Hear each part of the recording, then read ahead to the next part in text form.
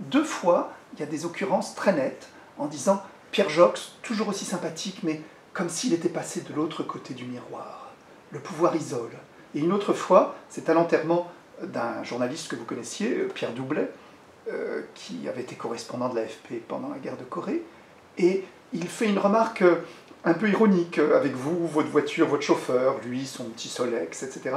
Est-ce que, si vous l'avez relu, vous l'avez senti comme quelque chose qui pourrait relever presque de la mauvaise conscience? Comment le pouvoir peut, un certain temps, vous mettre dans une sorte de cage de verre?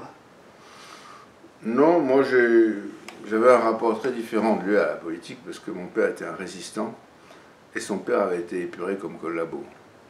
Et dans ma génération, pour des enfants, des garçons, peut-être encore plus pour des garçons, pour des filles, avoir un père résistant, c'était un sentiment de fierté, presque de fierté personnelle, alors qu'on n'a aucun mérite à ça.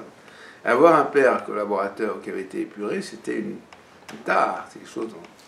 Et en plus, le père de Mathieu, que j'ai très bien connu, c'était un champion de billard extraordinaire, un homme très intelligent, très amusant, qui connaissait très bien la Troisième République, et la quatrième aussi, mais avait été épuré parce que, on ne peut pas dire qu'il était collabo, mais il avait continué à exercer des fonctions dans une société qui s'appelait Pâté Journal, je crois, c'est-à-dire qu'il faisait les actualités, parce qu'au cinéma, à l'époque, il n'y a pas de télévision, au cinéma, avant chaque film, on projetait les actualités. C'était 4 ou 5 ou 6 minutes où on voyait alors justement la guerre de Corée, des opérations internationales, ou bien les Jeux Olympiques, ou l'élection de Miss France. On voyait ça au cinéma, les actualités. Et les actualités de Pâté Journal ou de Gaumont, je ne sais plus, c'était pas politique pendant la guerre, sauf que il ne projetait que des images favorables aux nazis en France, dans la France occupée.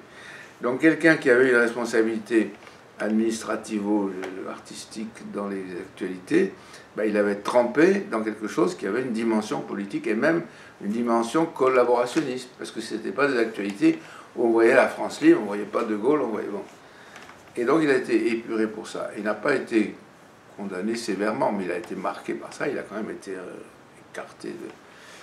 Et donc il avait, Mathieu, on en a souvent parlé, un sentiment d'injustice, parce que son père, qui avait en effet eu cette faiblesse, on peut dire, avait été sanctionné de façon connue et visible, alors que des collabos ou des profiteurs de la guerre, il n'y avait pas que les collabos, il y avait les gens du marché noir, il y avait des quantités de gens qui roulaient carrosse, et qui étaient des gens qui avaient soit collaboré, soit profité de la guerre de façon éhontée.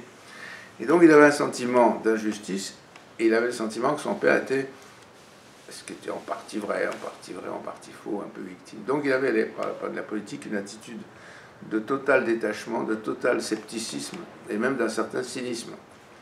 D'autant plus que le père de Mathieu connaissait tout le personnel de la 4e République naissante, qui venaient tous, qui commençaient à ressortir dans les années 48, 49, 50.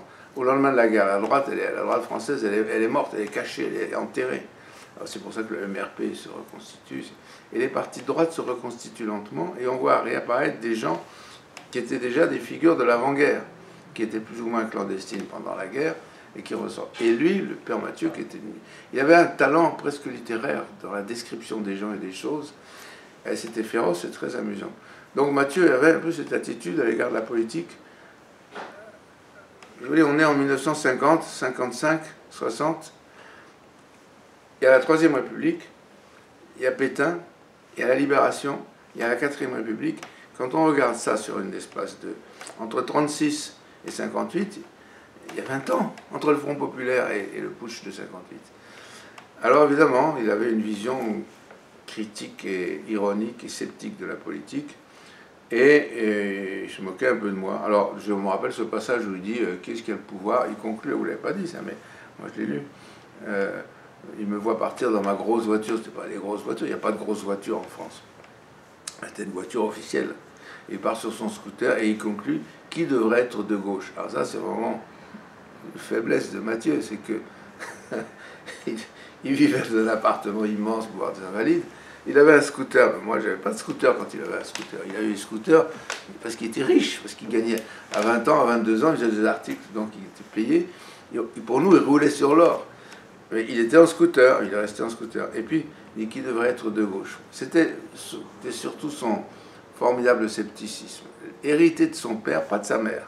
Sa mère était une femme de gauche, pas militante, mais son père, je crois qu'il est très très marqué par les mésaventures de son père, qui avait un talent et qui restait presque inemployé au chômage toute sa... Voilà.